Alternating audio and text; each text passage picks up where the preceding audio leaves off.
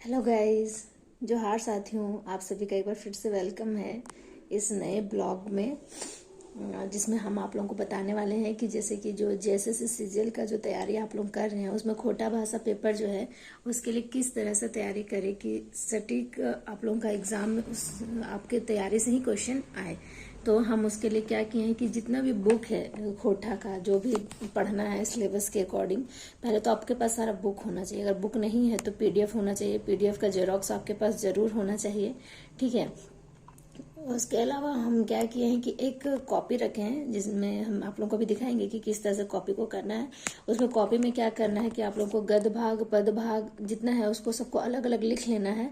उसके बाद जितना भी आप लोगों का लेखक है उनके बारे में छोटा छोटा सा जीवनी आपको अपने से नोट्स बनाना है उसका। ठीक है, किसी का नोट्स नहीं होना चाहिए, वो आप खुद जो समझे हैं खुद जो पढ़े हैं उससे नोट्स होना चाहिए। भले वो 7-8 लाइन का ही हो लेकिन वो नोट्स आपका खुद का होना चाहिए। ठीक है, तो उसी तरह से हम भी नोट्स बना लिए हैं अपना, और क्या किए हैं कि उसको छोटा छोटा पीडीएफ में उसको छोटा छोटा अपने से कंटेंट बना लिए हैं। ठीक है, और उसके अलावा क्या किया, जितना भी बुक है उस बुक में जैसे कि आपको याद नहीं होगा कि कविता में कितना बहुत सारा कविता है जो कि लिखा गया है बहुत सारे राइटर के द्वारा। ठीक है, तो आपको एक जैसे कि बुक का नाम लिख लिए आप, बुक का नाम लिखने के बाद उस बुक को किन्होंने लिखा है उनके बारे में लिख लिया आप कि इस बुक का लेखक किए हैं, उनका जीवनी उसी उसी के नीचे थोड़ा सा लिख लीजिए कि इसके राइटर के बारे में ये इन्फॉर्मेशन आपको पता है। उसके बाद सारी कविता का नाम एक जगह पे लिख लीजिए, क्योंकि कविता तो याद होगा नहीं, क्योंकि कविता बहुत सारा है, तो कविता का नाम बस आप लोगों को याद रहना चाहिए। जैसे कि एक मौनी फूल जो बुक है उसमें कितना सारा कविता है, तो सारी कविता का नाम आपको याद होना चाहिए कि कौन कौन सा नाम था। ठीक है, कविता याद रही या ना रहे बस नाम याद रख लीजिए। उसी तरह जो आंखें का गीत है तो उसका भी आप सारा कविता का नाम लिख लीजिए, वो आपको याद हो जाएगा।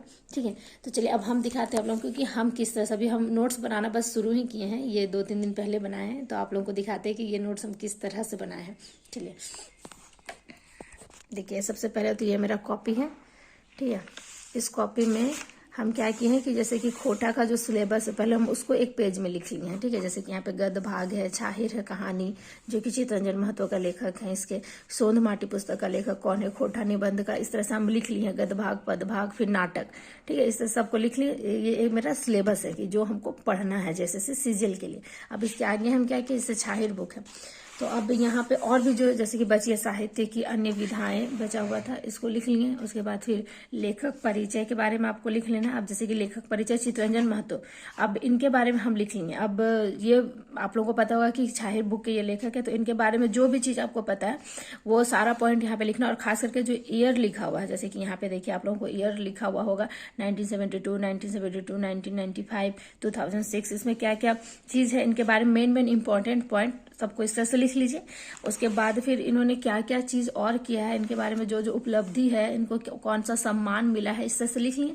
अब इसके बाद इनके बारे में परिचय हो गया, लेखक का परिचय हो गया। अब इसके बाद क्या करना है कि छाहिर बुक के बारे में, छाहिर बुक में कुल कितनी कहानियां हैं, तो आप लोगों को पता होगा कि 10 कहानियां हैं इसमें। ठीक है, अब 10 कहानियां में उसके बाद इसको संस्करण भी आप लोगों को याद रखना कि प्रथम संस्करण कब आया, इसका दूसरा संस्करण कब आया, ये बहुत ज्यादा इंपॉर्टेंट है। और कौन इसका प्रकाशक है, ठीक है, पृथ्वी प्रकाशक दिल्ली छाहिर बुक का, तो ये बहुत ज्यादा इंपॉर्टेंट है। एग्जाम में क्वेश्चन यही सब आपसे छूटता है। ठीक है, तो ये इस तरह से लिख लिए।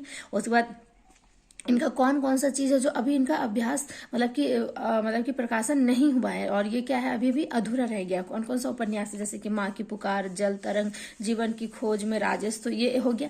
अब यहाँ पे 10 कहानी का नाम लिख लिया, जैसे कि छाहिर है, बोने का लोर, हम कैसे जियब, बुबा एगो कहानी कही दे। ठीक है, समय गुरुजी के फिकीर, समय कटवा, ताश खेला, सांस्कृतिक झगड़ा, चोर डाक और लुटेरा, नावा जमींदार, देवता के खाए गलक डाकिन, इस तरह से लिख लिए।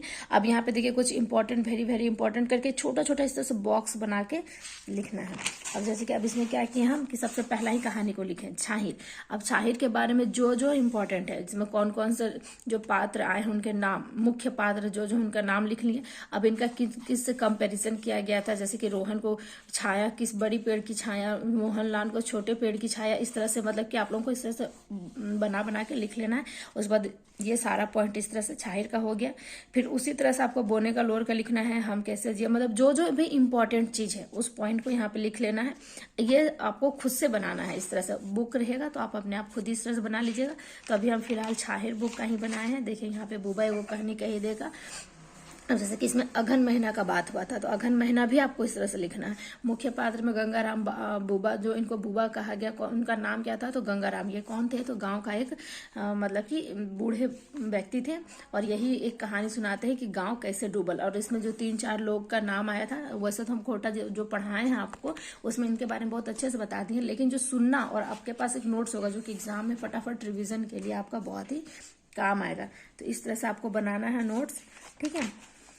हम यहाँ पे अभी शाहिर बुक का ही 7 कहानी जो है सांस्कृतिक और झगड़ा, हम यहाँ तक इसको कंप्लीट अभी किए हैं, ठीक है। चोर डकैत लुटेरी इसका भी थोड़ा सा लिखें, और इसी तरह से मेरा ये नोट्स जो है वो कंप्लीट हो जाएगा।